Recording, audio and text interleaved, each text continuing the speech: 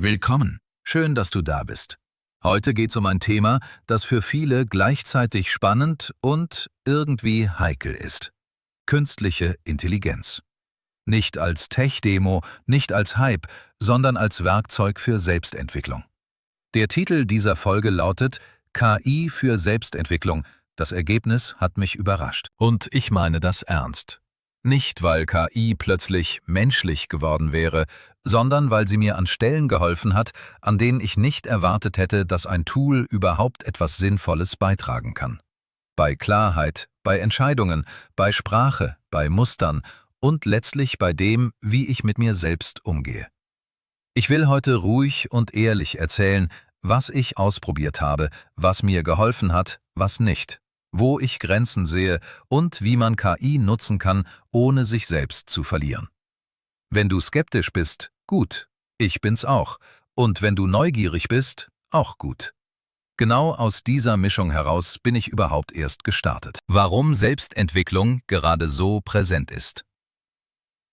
Wenn man in Europa lebt, egal ob in einer Großstadt oder auf dem Land, spürt man in vielen Lebensbereichen eine Verdichtung. Dinge werden schneller, komplexer, unübersichtlicher. Arbeit fühlt sich für viele nicht mehr klar begrenzt an. Kommunikation ist oft internationaler. Erwartungen sind hoch und gleichzeitig ist da dieses Gefühl, ich müsste eigentlich besser mit mir selbst klarkommen. Und Selbstentwicklung ist dann nicht nur ein Hobby. Es geht um Fragen wie entscheide ich, ohne mich zu zerdenken? Wie schaffe ich es, Dinge anzufangen und nicht ewig zu optimieren? Wie bleibe ich ruhig, wenn alles gleichzeitig kommt? Wie kommuniziere ich Grenzen ohne Schuldgefühle? Wie halte ich meine Aufmerksamkeit zusammen? Ich habe lange geglaubt, dafür braucht man vor allem Disziplin oder die richtige Methode oder mehr Motivation. Und irgendwann habe ich gemerkt, vielleicht brauche ich weniger Methoden und mehr Klarheit in den Momenten, in denen ich festhänge. Meine Ausgangslage nicht dramatisch, aber zäh. Ich war nicht komplett am Ende, es war eher dieses dauerhafte Zerren im Hintergrund. Zu viele Tabs im Kopf, zu viele Ansprüche und eine sehr bekannte Mischung. Wenn etwas wichtig war, wurde ich perfektionistisch. Wenn etwas unangenehm war, habe ich's verschoben. Und wenn ich gestresst war, habe ich noch mehr Input konsumiert, Artikel, Videos, Podcasts, statt wirklich zu handeln. Ich hatte Tools, Listen, Kalender, Systeme. Aber das Problem war selten, ich weiß nicht, was zu tun ist. Das Problem war eher, ich kriege mich nicht in die richtige innere Lage, um den nächsten Schritt zu gehen. Und irgendwann habe ich KI ausprobiert. Erst nur testweise, so nach dem Motto, kann das wirklich helfen oder ist das nur nett formuliertes Blabla? Der erste überraschende Effekt, KI als Spiegel meiner Sprache. Ich glaube, mein erster echter Aha-Moment war nicht, dass KI mir eine Lösung gegeben hat, sondern dass sie mir gezeigt hat, wie ich über mich selbst spreche, wenn ich unter Druck bin. Ich habe ein paar Absätze geschrieben, was mich stresst, was ich erreichen will, warum ich blockiere. Und dann habe ich gefragt, welche Muster erkennst du in der Art, wie ich das formuliere? Ich hatte mit etwas Generischem gerechnet, aber zurück kam eine Beobachtung, die mich getroffen hat, weil sie stimmte. Ich benutze viele absolute Wörter, immer, nie, alles. Ich formuliere Ziele wie Ideale, nicht wie Schritte. Ich schreibe oft muss und sollte, also Druckwörter. Ich benenne Probleme sehr detailliert, aber Bedürfnisse eher selten. Und plötzlich war klar, ich hatte nicht nur ein Zeit- oder Organisationsproblem, ich hatte auch ein Sprachproblem. Und Sprache ist Denken. Und Denken ist Verhalten. Ab da habe ich KI nicht mehr als Antwortmaschine benutzt, sondern als eine Art Reflexionsspiegel.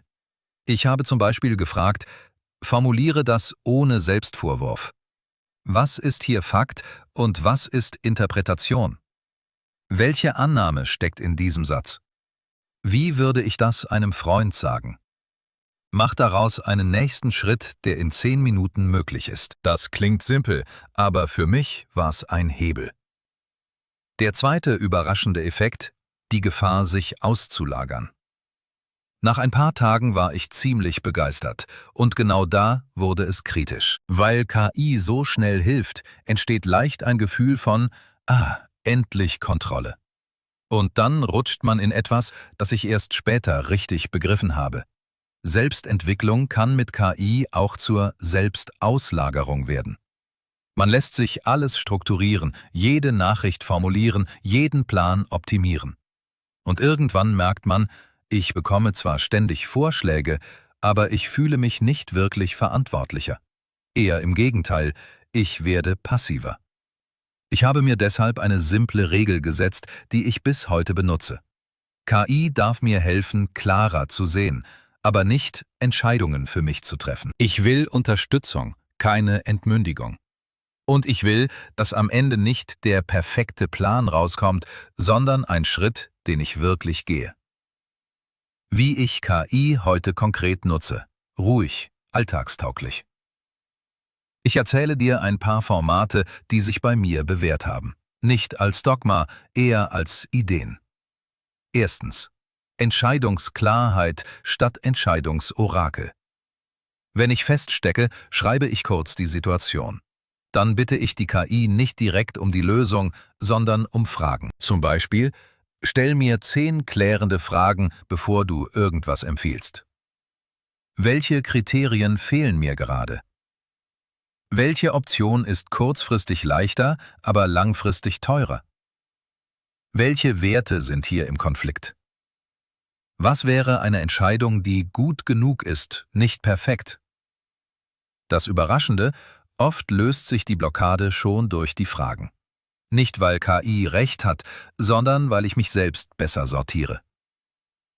Zweitens. Muster erkennen. Warum passiert mir das immer wieder? Wenn ich merke, ich habe denselben Stress zum wiederholten Mal, nutze ich KI wie ein Musterlabor. Ich beschreibe 3 konkrete Situationen und frage, was ist die Gemeinsamkeit? Was könnte der Trigger sein? Was habe ich jeweils zu spät gemerkt? Gib mir 5 Mikrointerventionen für das nächste Mal. Mikrointerventionen sind wichtig. Keine Lebensreform, sondern kleine Eingriffe. Zum Beispiel ein Satz, den ich früher sage. Ein Timer. Ein Nein. Ein klarer Termin. Ein realistischer Standard. Dritten. Kommunikation. Grenzen setzen, ohne hart zu werden. Das ist für mich ein riesiges Thema. Viele Menschen können super viel leisten, aber Grenzen kommunizieren fühlt sich an wie Egoismus oder wie Konflikt. KI ist da ein gutes Übungsfeld. Ich schreibe: Ich will X sagen, aber ohne Drama. Und dann bitte ich um 3 Versionen. Sehr diplomatisch, neutral, direkt. Und dann frage ich: Welche Stelle könnte defensiv wirken oder wie kann ich das kürzen, ohne unklar zu werden? Ich kopiere nicht blind. Ich nutze es wie Sprachtraining. Und mit der Zeit wird das einfacher, weil man merkt, Klarheit kann freundlich sein. 4. Journaling mit Auswertung. Nicht nur schreiben, sondern lernen. Ich schreibe manchmal einfach runter, was in mir los ist. Ein paar Minuten. Dann lasse ich KI helfen, daraus Erkenntnisse zu ziehen. Fasse das in 5 Stichpunkten zusammen. Welche Gefühle stecken drin? Welche Sorge wiederholt sich? Welche Bedürfnisse werden sichtbar? Was wäre ein kleiner Schritt für morgen? Das ist kein Ersatz für Therapie oder Freundschaften. Aber es ist ein gutes Werkzeug, um nicht im Denken stecken zu bleiben. Der europäische Teil. Datenschutz und Intimität. Ein wichtiger Punkt, gerade bei uns: Selbstentwicklung heißt oft, dass man persönliche Dinge formuliert. Konflikte, Ängste, Beziehungen, vielleicht Gesundheit. Ich halte mich an 3 einfache Prinzipien. So wenig Identifizierbares wie möglich. Keine Klarnamen, keine Firmennamen, keine Details, die jemanden erkennbar machen. Nur das teilen, was du in Zweifel verantworten könntest. Nicht aus Angst, sondern aus Hygiene. KI nicht als Autorität behandeln. Sie kann überzeugend klingen, auch wenn sie falsch liegt.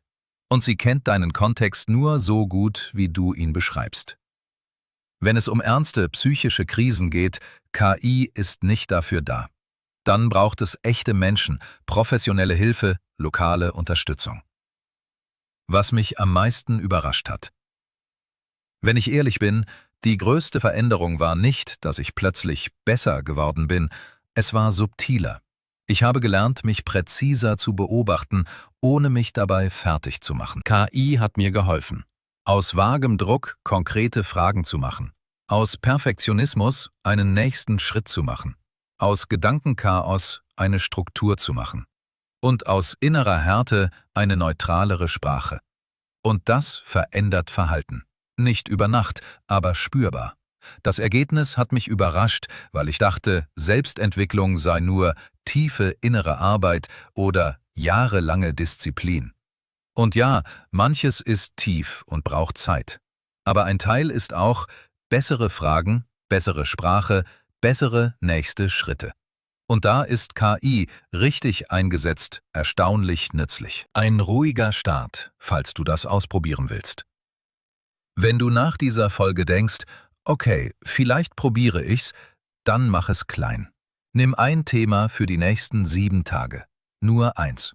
Zum Beispiel Fokus am Morgen oder Grenzen im Job oder besser schlafen. Und dann schreib 8 bis 10 Sätze, wie es gerade läuft. Bitte KI um Fragen, nicht um Lösungen. Lass dir 3 kleine Schritte geben. Teste einen davon. Und reflektiere am Ende, was war wirklich hilfreich.